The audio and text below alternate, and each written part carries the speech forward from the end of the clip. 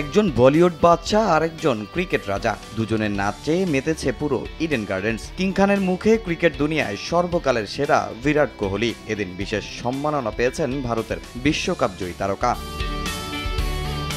শেষ হলো অপেক্ষার প্রহর, শুরু হয়ে গেছে আইপিএল উন্মাদনা। বিশ্বের অন্যতম সেরা ফ্র্যাঞ্চাইজি লিগের জন্য মুখিয়ে থাকে ক্রিকেটার ও দর্শকরা। এদিন 18তম আসরের উদ্বোধনও হয়েছে জমকালো আয়োজনে।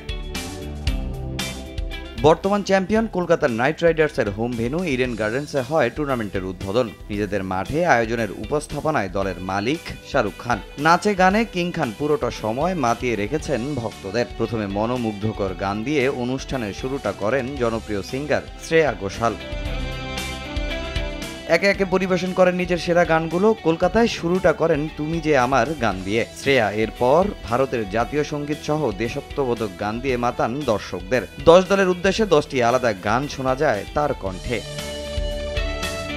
শুরু হয় নাচের পালা। দিশা পাঠানিয়া শুরুটা করেন বাংলা গানের নাচ দিয়ে, পরে নিজের করা মুভির গানে নেচে আনন্দে ভাসান ভক্তদের। দিশা পাঠানিয়ার পর গান গেয়ে মাতান আরেক জনপ্রিয় গায়ক কারণ। তার গানের সঙ্গেও নাচতে দেখা যায় দিশাকে। নাচ গান শেষে শুরু হয় আসরের মূল আকর্ষণ। উন্মোচন করা হয় নতুন প্রতিটা দলের লোগো। এরপর শাহরুখ খান স্টেজে ডেকে নেন ভারতের ক্রিকেট মহাতারকা বিরাট কোহলিকে। তার সঙ্গে খুনছুটিতে মাতেন বলিউড বাদশা। নিজ দলের হাডিটার রিঙ্কু সিংকেও ডেকে নেন মঞ্চে, তাকে নাচান নিজের গানের সঙ্গে। আইপিএলের ইতিহাসে একমাত্র ক্রিকেটার বিরাট কোহলি 18 বছর ধরে খেলছেন একই ফ্র্যাঞ্চাইজির হয়ে। আরসিবির হয়ে এদিন 18তম আসরে অংশ নেয়ার কীর্তি করে বিসিসিআই সভাপতি রজার ভিনির কাছ থেকে সম্মাননা স্মারক পেয়েছেন কিং কোহলি। এরপর ট্রফি নিয়ে মাঠে ঢোকেন উদ্বোধনী ম্যাচের 2 অধিনায়ক। এবার রয়্যাল চ্যালেঞ্জার্সের অধিনায়ক রজাত পাতেদার। 2 অধিনায়কের কথা শেষে বিসিসিআই ও আইপিএল কর্তারা কেক কেটে জাতীয় সঙ্গীতের মাধ্যমে উদ্বোধন ঘোষণা করেন নতুন আসরের।